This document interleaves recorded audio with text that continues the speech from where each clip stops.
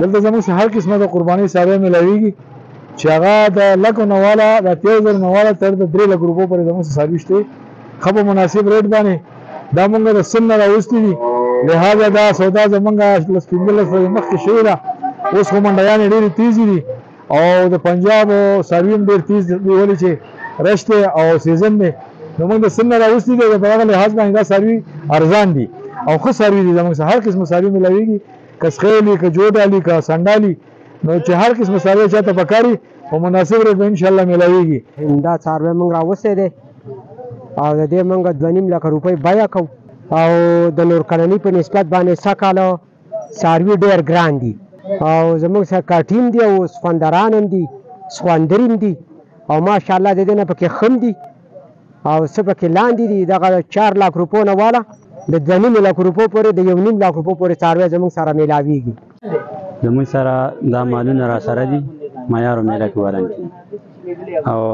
مالونه الان کې دا ریټونه ښه دي ماشاءالله ګزاره کوي چې ورځ او یو ریټ بړاویږي دغه مطابق باندې دا چې دی تقریبا اخري خلاص ورکوم په 4.5 زره باندې که څوک یې اخلي شوق مني ګاډان هم را سره دي ولاړ دي دغه تخفاف کې 3 ګاډان دي را سره او میله ماشاءالله اوس هم شته خلک راغلي دي میلې ته او مالونه خرڅېږي سوداګان سټارټ دي خلک د وړو څارویو بالکل شوقمند دي اخلي خو په مینه باندې ګران ګران هم پکې خرڅېږي په 80,000 هم پکې سار خرڅ شو سیرلی هم پکې خرڅ شو ګاډان هم پکې خرڅ شو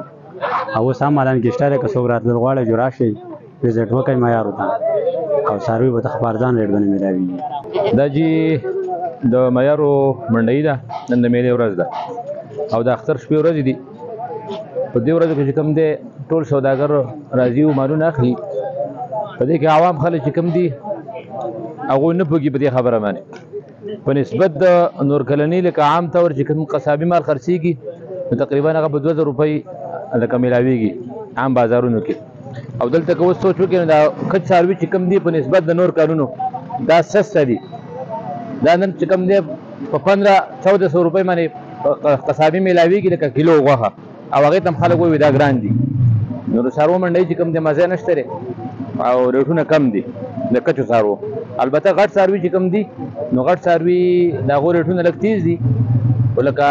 خلکو ته واره چې کوم دی دا کچ څاروي زیات کوي ځکه چې دې غوښه او د غټ څاروي په غوښه کې ډېر فرق دی نو د دې وجې نه منډۍ سسته ده او که تاوان هم دی قرض هم دی خو هغه 80,000 روپۍ باندې خرڅوم او که څوک یې اخلي جوړ به ورسره وکړم او دغه 75 پورې مې سار ریټ راغلی خو نه مې دي ورکړي صحیح ده او دا مې ده یو دا دی او یو دا دی د خیر